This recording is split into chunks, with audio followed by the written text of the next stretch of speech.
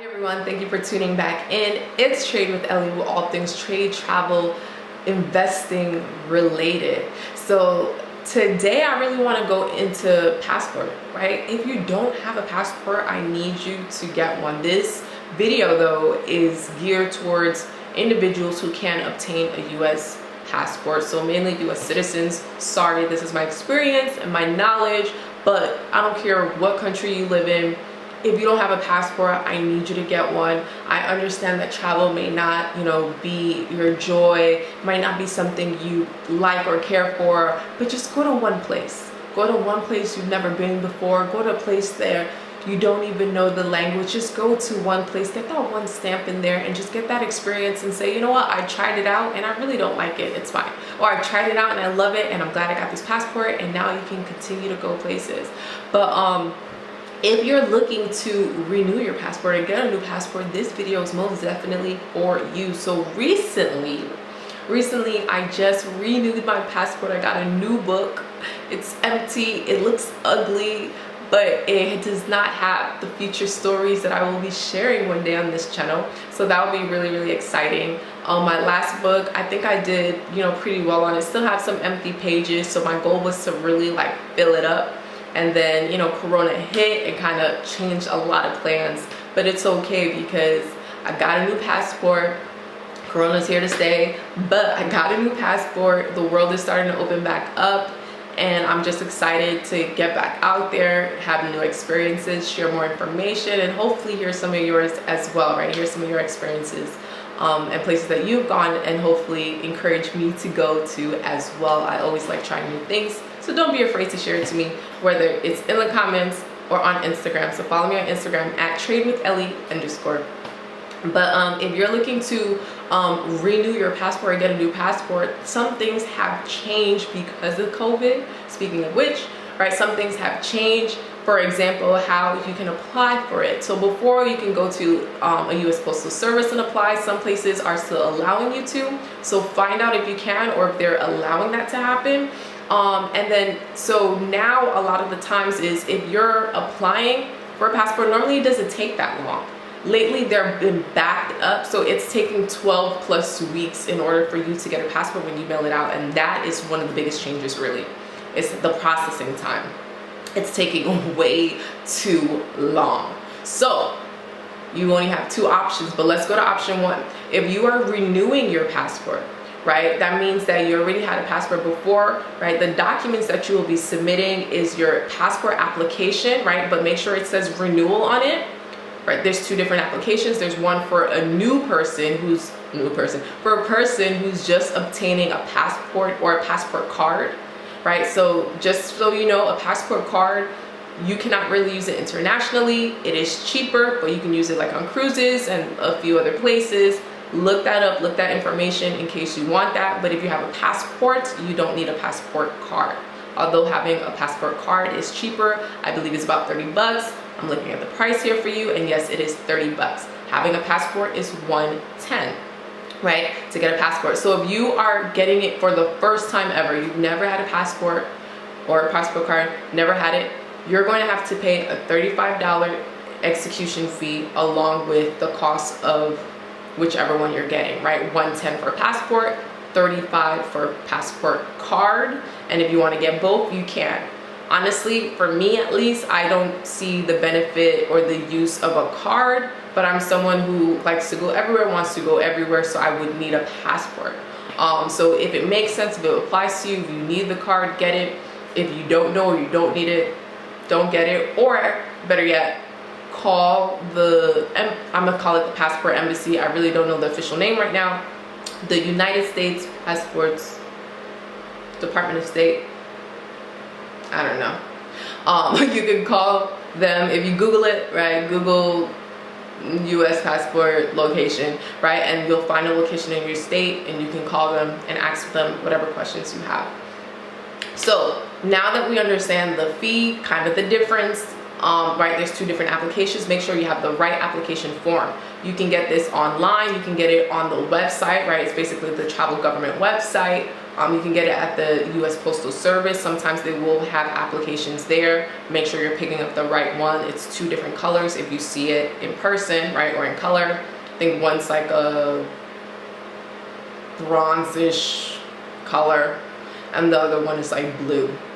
Make sure you pick up the right passport application for you. And then, you know, you're going to have your form of payment. Your form of payment could be card, whether it's debit or credit. It could be cashier's check, money order, personal check, cash, depending how you're doing it. But remember, depending where you're processing it, just ask them what form of payment they accept. I've always done money order just because I know they take it and it's kind of easy and straightforward. But if you're doing money order, you do have to make sure you know the exact amount. So if anything, ask what form of payment they have. Use what's more convenient or feels better for you. So you have your form of payment, you have your application fee. If it's your first time applying, you're going to need proof of documentations, you know, to prove that it's you. So make sure that you're reading on this site what options they're giving you to submit, and make sure that you're bringing the right ones or the right amount. I don't have the list here, but go on and check and make sure that you have it. Normally it'll be like your social security card, your birth certificate, your state ID, whatever the case is, right? So go and make sure that you have that right information. So you're gonna, if it's your first time, you need it. If you're just renewing because you already have, you know, an old expired passport or card on you and you're renewing it, you're gonna need that. That's what you're submitting in replace of that proof of identification. And then you're gonna need 2 passport picture headshots, right? So if you're an individual who wants to take your own, make sure you're following the rules of what you're supposed to do. But the easiest thing to do and the safer thing, just to make sure that your picture is looking how it needs to look, you know, you're gonna have to have your ears tucked back. You can't have, you know, things obstructing your face. You have to be facing a certain way. You kind of can't really be smiling. They want to make sure it looks like you. It has to be a recent picture, not taking older than, you know, a couple of months. So if you go to a passport location and you take it, it will be fine. It's not expensive. It's about maybe $7 roughly, give or take, depending where you're located. And you can get 2, and that's what you'll use to submit with your application. So when you are, right now, because of the pandemic and they're backed up, a lot of places aren't really accepting in person, right? So right now you're mailing it in for the most part. So when I was renewing mine, I had 2 options. I had my option of mailing it in, which meant I was gonna put all my documents together, and then I would have to pay for, you know, the fee to mail it as well, right? So you gotta pay to have it shipped out. You're paying for the application renewal fee, and then you're, you know, if it's your first time, that fee of actually doing that, and then you have the option of paying for it to be processed faster, right? Which is like $60 to have it expedited. So when you're mailing it out, they're telling you it's going to take about 12 weeks, which is a lot longer than it used to take for you to process it. And it could take more than 12 weeks. 12 weeks is not, 12 weeks is like if you expedite it. If you don't, I want to say it went into like 14 to 18 weeks. I could be wrong right now, but I remember it being that long, and I'm like, oh my goodness, I'm gonna miss my entire trip. I'm not gonna get it in time. There's no way this is happening. And then boom, option number 2 became the best solution and option for me. Number 2 is actually picking up the phone, calling your local passport, state, embassy location, right? I don't really remember the right name right now, so bear with me. Calling that location and saying, hey, I need to make an appointment. You know, my trip is X date, and they're gonna give you available days that fall within that window. So understand, when it comes to an appointment, they're only taking appointments, right? You can't walk in. They're only taking appointments. So don't be that person that's like, I got a trip tomorrow, I need to renew my passport, I need a new passport, and show up and think they're gonna see you, because they're most likely not, and you're gonna be highly disappointed. When I went to my appointment, there were a number of people who were highly upset, and there were individuals who had an appointment, but their flight was the same day, and they were losing it. They were just going off on the employees, and I was just so grateful to get mine. I was like, thank you so much. I feel so bad for y'all getting cursed out right now, but thank you for processing mine quick, right? So I was actually able to get my passport the same day I went for my appointment, and I was shocked. I thought they were gonna have me come back and pick it up.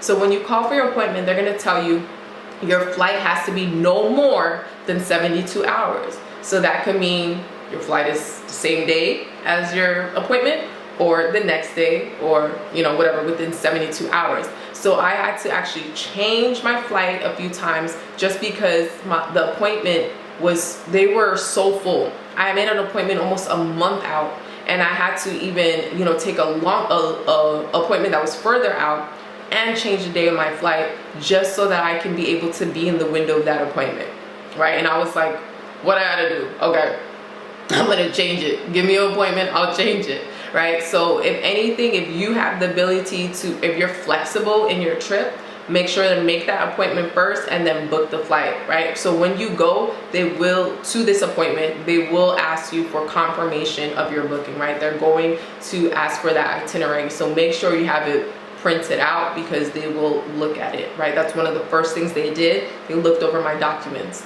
I showed up 15 minutes before my appointment. I went inside.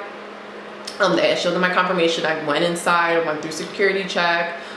You know, they looked over my documents, they approved it. And so when I went to the next floor, they took my payment and then they gave me a slip and they're like, we'll see you, come pick it back up in about 5 hours or something like that. And I was like, oh, that's it? So I went, I killed time, I came back, I picked it up and I went home. It was seamless, smooth. And I was like, this was so much better than sending in the mail, paying expedited to wait 12 plus weeks. And I got this within hours. And then I'm leaving in a few days and I'm gonna enjoy my trip, right? So that was really, really great. Like, best. So if you're someone who's afraid you're gonna miss your trip or whatever the case is and you have enough time, I would recommend you picking up the phone and making that appointment, you know, and doing that. So when you do that, they will give you a list of stuff letting you know, if you have dire reasons of going, stuff like that. They didn't really ask for those dire reasons. Those are options though. So like if you're someone who's like, you know, I need to fly out, you know, tomorrow because this is my appointment.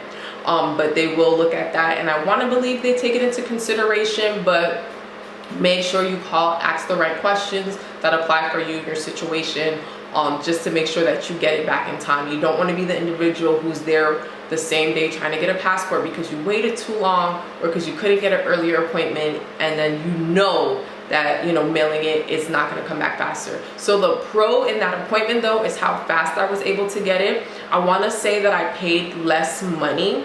I still paid for it, I believe, to be expedited. Did I? No. I think I paid for the passport, which was $110, and I want to say I paid for another fee. And so I want to say I paid like $130, $140.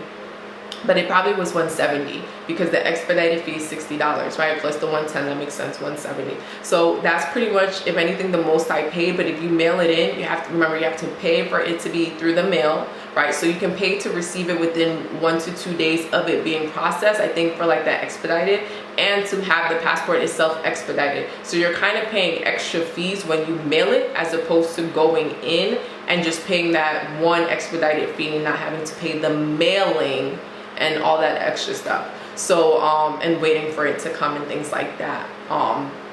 And so that was definitely a pro. So if you are looking to renew your passport and get a new passport, depending on how close it is to your trip, definitely make that appointment and do it. If you have ample time, if you're not planning to go anywhere and you just rather mail it in and wait, you can still spend less money because you're not really paying for all the expedited fees. Just remember, you are paying for it to be mailed.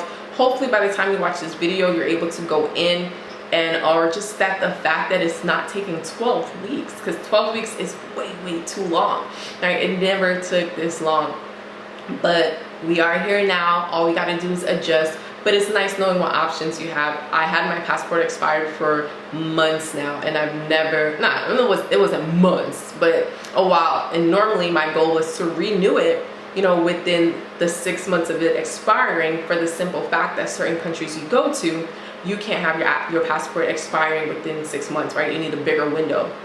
Or, you know, you might need extra pages. So that was another concern of mine, making sure that I always had enough pages or getting it renewed before there wasn't enough pages in my passport.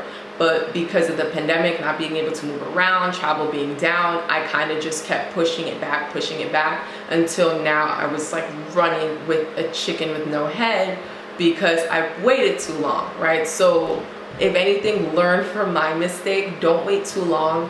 If you know you're someone who likes to travel often, or you want to be able to pick up and go on your own terms, or you just rather do things at a timely manner, honestly, renew before it expires, right? Renew before it expires.